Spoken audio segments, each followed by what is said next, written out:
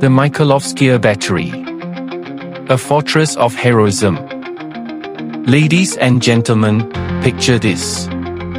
A massive stone fortress standing guard over the Black Sea, its walls scarred by centuries of history. Welcome to the Mikhailovskaya Battery in Sevastopol, a place where stone whispers tales of courage, strategy, and survival. Origins.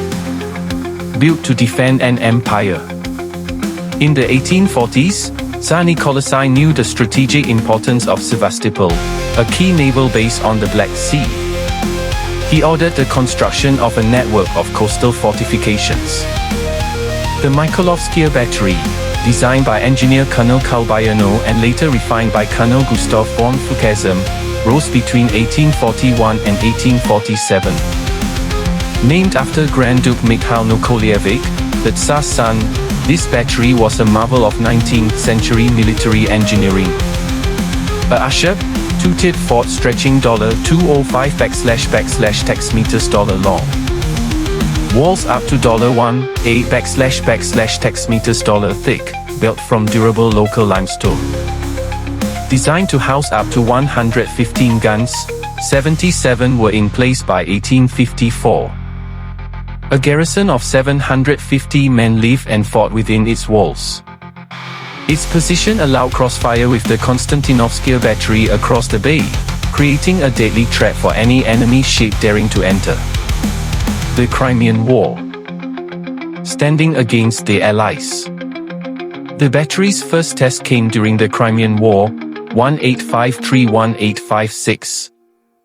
On October 5, 1854, a combined Anglo-French fleet attacked Sevastopol from the sea. Though the Mikhailovskaya's guns initially opened fire, its position meant it couldn't fully engage the enemy. Instead, its caverns were transformed into a makeshift hospital, saving countless lives. This dual role, as both a fortress and a sanctuary, became a recurring theme in its history. After the war, the battery adapted. It served as warehouses and barracks, proving its value even when not under direct fire. World Warrior. 3 Days of Glory. Decades later, in June 1942, as Nazi forces closed in on Sevastopol, the old battery became a critical stronghold once more.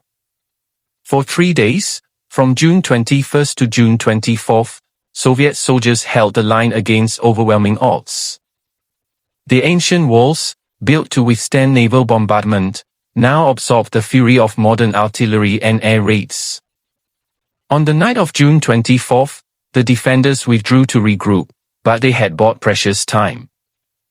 The battery's sacrifice was a testament to the city's unbreakable spirit. From fortress to museum. Preserving the past.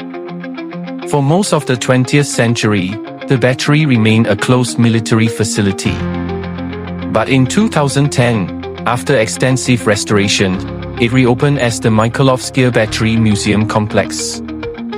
Today, visitors can explore 30 exhibition halls spread over 2,500 square meters, nearly 4 football fields. Over 10,000 artifacts spanning from the city's founding to the present day.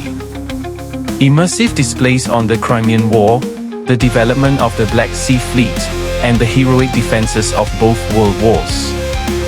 Preserved casemates, artillery yards, and sections of the original defensive wall. One of the most poignant exhibits is a cannonball from the Crimean War, still embedded in a wall, a permanent reminder of the battles fought here. Why it matters. The Mikhailovskaya Battery is more than just old stone. It is a symbol of resilience. It has witnessed the clash of empires in the 19th century, the horrors of modern total war in the 20th, and now serves as a bridge between past and present. Standing on its ramparts, you can look out over the same bay that Russian sailors and soldiers defended so bravely. You can touch the walls that have absorbed the shock of cannon fire and the weight of history. This is not just a museum. It's a place where you can feel the heartbeat of a city that has earned its name, the city of Russian glory.